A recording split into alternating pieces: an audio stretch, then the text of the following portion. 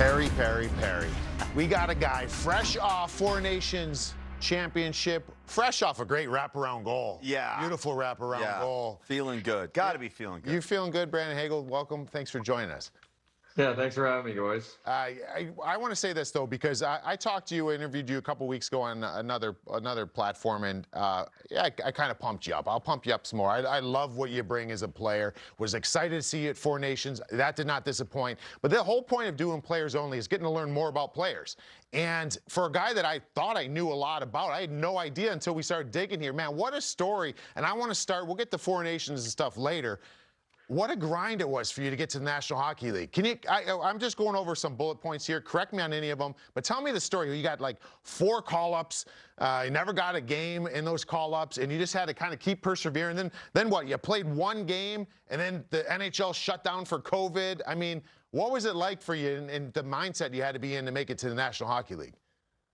Yeah, it was kind of, it started back in junior, obviously. I was drafted to Buffalo, did the camps there, and obviously never ended up signing. So at that point, I was going back as a 20-year-old in junior, and I was unsure what was going to happen. So obviously the reality kind of checked in, and I kind of gave myself till Christmas, and then I was signed up for school because I need to get my marks better to probably go be doing something successful, and ended up signing with Chicago. And like you said, I think there was about 4 call-ups. And then I finally got called up, played my first game, and then COVID hit. And then I guess for myself, I was sitting at home, and my agent was just asked if I wanted to go play in Europe. So I went down, played in the second league in Switzerland, and then came back. And I think I started the first 3 games on the taxi squad, and then ended up getting my first game, or ended up getting the lineup, I think, the 4th game in, and I never came out since. I'm so glad you brought this up, because that part of that story that stepped out to me is I got 2 parents as teachers, and the part where you were giving yourself until Christmas, until you were just going to walk away from the game, not let alone continue or try at the pro career. You're just going to stop playing. And now here you are, one of the greatest players in the game, or playing the game right now. The steps you've gone through, you've gotten better every year. Talk me into what the secret sauce is of Brandon Hagel. I think for myself, I think it's just kind of my work ethic. I think that's always got me to where I was, and that's kind of what my parents engraved in me, is just keep working. Because I think I went through a lot of downs in life in the hockey world, from starting not getting drafted in the Bantam draft as a kid. That's obviously something you dream of being back in Alberta in Canada, and that never happened. And then you just go down the list. So I think they just said keep working hard and good things will happen, and I just continue to do that. Yeah, you know what? I think back to you're in Tampa now. You're thriving there. I think back to when you're in Chicago. And I remember when that trade went down, I was thinking, like, in my mind, I'm like, why would Chicago, like, Chicago wants to, you're building for the, this guy has been awesome for you. What you're looking for. And you go, but you also, on the flip side of it, also, I'm thinking, like, well, Tampa must be onto something here for what they gave up for you. Was that a tough moment for you as far as, I mean, trades are never easy. We've both been traded. It's a tough spot, right? Yeah, I mean, I was shocked myself. I didn't see it coming. I knew there was some stuff in the whatever media, but I think there was something came out, whether it was a coach or something along the lines in the media that I saw saying if we trade Brandon Hagel, I don't know what type of rebuild we're having here. So to myself, I thought we were I was in a safe spot, and next thing you know, I'm about to head out on a road trip, and I get the call in the office. So it was tough. It was I loved Chicago. The organization was amazing. They treated me incredibly, and obviously gave me the opportunity to play in the NHL. So, but yeah, I mean, coming to Tampa, you're coming to a team that has 2 Stanley Cups back to back. You walk in there and you're just basically trying to find a role. And I think at the start it was hard. I mean, I came from playing a ton in Chicago, and then coming to Tampa and not playing a ton. But with that being said, I don't know how many guys, 16, 17 guys probably at the time that just won 2 Stanley Cups. So who am I to step on any of those guys' toes? So for myself, I just went in there and worked as hard as I can and knew the opportunity would come, and it eventually did. Yeah, and speaking of that, with the pedigree that you stepped into and the different players getting to see their careers, fan or not, just obviously with what they have done, um, how much did they help, or how much was you just kind of maybe watching how they worked day to day and their process to the game? How much do you think that has helped you this far? Yeah, it's been incredible. I mean, I always tell people all the time, as soon as I walked in that locker room, it was unbelievable to me how close of a group they had, and the stuff that kept them together. It was something I've never seen, and I always say no wonder they won back-to-back Stanley Cups. The group in that room that they had, and the people and the players, it was so easy for me to come in and kind of get comfortable and get to know everyone, invited everywhere, whether it was to guys' houses when on days off. It was something cool to see, and then from the standpoint, I mean, you're looking across the room, you got Steven Stamkos, Nikita Kucherov, Braden Point, all these guys that you watch win 2 Stanley Cups, scoring incredible goals, Vasilevsky in the net, and it was just seeing how they do it is pretty incredible, and the way they game games out is was fun to watch as well.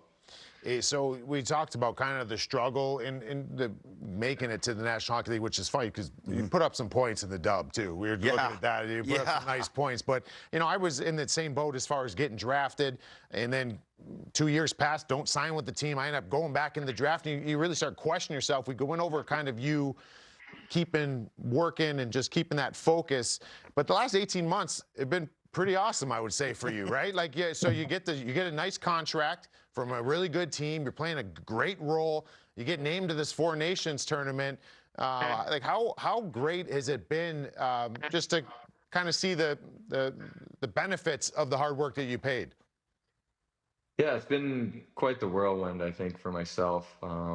Obviously, I think when I came into Tampa, I was in that little bit of a defensive role, and I thought maybe I had that offensive ability to bring to the game, but I also got the opportunity to play with Anthony Cirelli, who taught me a lot about the D side of the puck, and then we kind of just meshed that together. And to myself, if you told me a couple of years ago that I was going to be playing in the Four Nations with the best in the world, I would have believed you. And I'm so grateful for that opportunity. And listen, I just want to keep going and hopefully can win some Stanley Cups now. All right, now we can get on to the great quotes, I think, from the Four Nations. And my personal favorite, which it came right off the top. I was thinking to myself, laying in bed the night before the first game, if this is going to be like an all-star type of thing, then I'm going to be so out of place because I'm putting my head through a wall tomorrow. That is awesome. I mean, that's exactly how. And Rupper and I were talking about it a little bit. We've been lucky enough to represent our country at different levels, and there's nothing like pulling on your country's colors or representing your country. So there were certain expectations I think some of us had for the intensity of it. Yeah. You guys blew it out of the water. What I was expecting. You were all part of that. Talk to me about that beginning, the first game in Montreal. What was it like then, having that mindset going into the game and not being disappointed when the puck had barely dropped? Yeah, I mean, going into it, obviously everyone had speculations, but for us and the way Coop had his meetings and talked to us, like I bet you everyone in the room would say the same thing, that they're going to put their head through a wall, especially for our country. And hockey's so big in Canada, and we all know what it's all about. And we're going to represent our country to the fullest and give 100%. And we did that. And going out in the first game, I mean, that was the fastest hockey game I've ever been a part of. I mean, you needed a full 4 lines. You come back to the bench and you're hoping you don't go again till the 4th time, because the pace and the intensity in the players out there was incredible. And I think after that, how that went down, we just, from there on out, it was a war. And it was a battle, and everyone was going to be given 100% the rest of the way.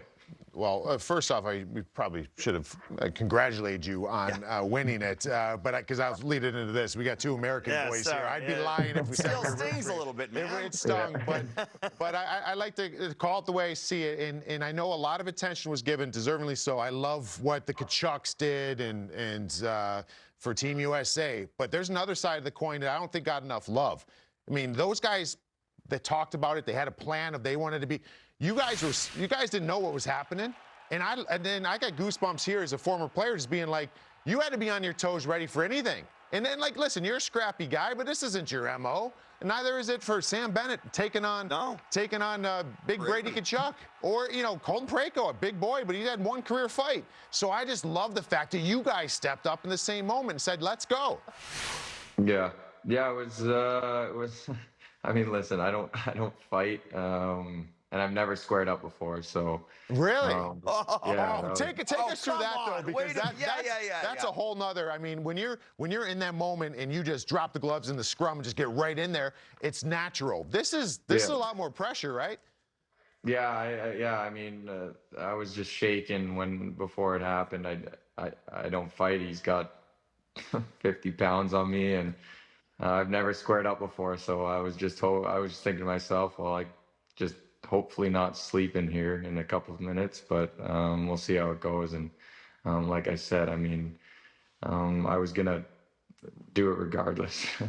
Regardless, I mean, he asked me, and I was definitely not gonna say no. You picked a perfect stage for your first time to square up. I mean, come on, right at center ice, United Nations, 4 nations. We're all flustered. You got me all excited. We're all you got me all pumped up here, Brandon. I mean, good Lord, that's absolutely incredible. And yeah, I love that you brought that up, Rupper, because obviously down here we're hearing about the Tkachuk brothers. And yeah, it was a big statement for the U.S. not to get pushed around. Canada didn't let themselves get pushed around either, not one single bit. And obviously, you guys came back and showed up to the championship. And there was another thing. There was a little group chat that happened. There was a little trolling. Maybe I love this. The post? Yes. But this is genius. This is genius. Like, yeah, that's a great troll. Where'd this come from? I don't know. I mean, obviously we had a group chat. I think every team does, regardless of what it is. And I don't know. I think it was just popped in my head after a few drinks, and I thought it was a good idea. I thought it was awesome. Well played. Well played. Hey, we're going to get to a fun part, but hold on. Before we do, I got one thing I want to say to you, because last time I talked to you, we talked about how severely, I guess, underappreciated around the NHL ranks. Probably Jake Gensel is, how smart, what a great player he is. I want to go another level, though, because you got that guy as a teammate, but you also, for me, I've got, tell me if I'm onto something here. If I like putting players in tiers by position, right? So if I'm going center iceman in the National Hockey League, it's Connor and Nate. They're number one. They're top tier. I mean, it's hard for me not to put Sid in there, but he's right there. Starting that next tier, I got Braden Point in there with everybody. Like, Braden Point, I think people would be shocked how many people in the hockey world would take Braden Point as being that maybe next best center. Can you talk about how dynamic he is? Yeah, he is. He's something special, and obviously, like you guys said, he's obviously not going to get a ton of credit being obviously in Tampa, in the Florida area. I mean, it's just the way hockey world works. But he's something special. His creativity, he's scored at the biggest goals and the biggest moments in the Stanley Cup playoffs. His speed, his skill, the way he thinks the game, his work ethic. I mean, he's like you said, I'm putting him right there with you. No, I mean, those are two players I love giving them some shine because I don't think they get enough. But anyways, we'll move on to something fun here. A little what were you thinking? We're going to show you a video, maybe a picture of some sort. See if you remember this in your career and what you were thinking in these moments. Yeah, that was obviously my first goal, and Kaner passed it to me. So that's probably all I was thinking. Finally, I think it took me about 19 games or something like that, and I probably had about 7 breakaways. So First one's finally. always the hardest. the hardest. Hey, I see guys scoring it in their first, and I can't believe it. You look way more like controlled and like done this before on your celebration. Everyone in the building knew that was my first goal because of the celebration I had. That was so calm and cool. Yeah, you're giving Patty Kane the credit like you've done it a million times. I love it. Does it feel good? You don't have to comment on this. It'll probably embarrass you, but they feel good publicly to know that Patty Kane was pissed when you got traded. Like that's got to feel good, right?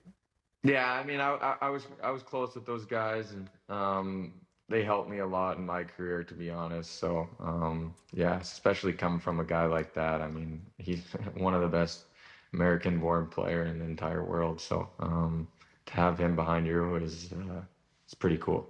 All right, we got another one here. Another big moment with Patty Kane, Yeah, too. I was gonna say. There's a reoccurring theme here. Oh wait, what's this? Oh. It's my first hat trick goal when. Wait. Wait, that's how you scored your third? Yeah, PK decided to take my legs out.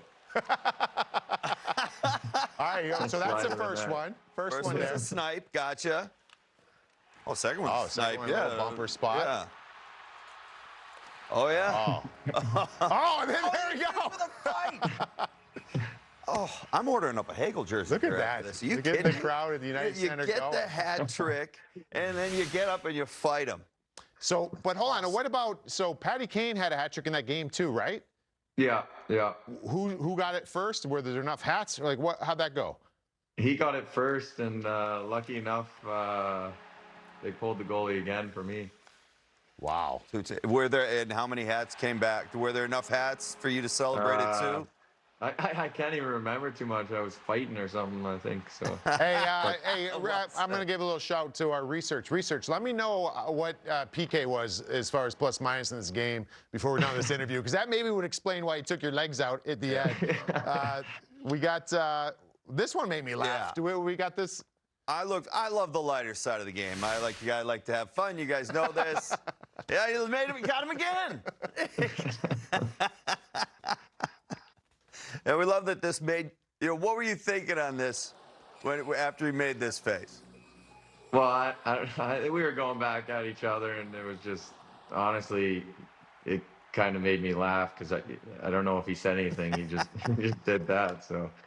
Yeah, I mean, it's good. He got me, I guess you could say. That's good. I'm just hearing it. I love it. PK was only -2, so I mean, not bad if you got 6 goals between 2 guys. But last one we got here for you. It's a great picture here. You kind of talked about it already, but just the emotions that you felt right there. You look like a rock star right Yeah, you do. I know. I probably should. If I knew I was going, I should have put some water in my hair. Oh man, what a great experience that's got to be for you there. And hey, we're also seeing you guys down there in Tampa hitting your stride right now. So we appreciate you swinging by. Keep up the great work, and we'll be watching you down the stretch here.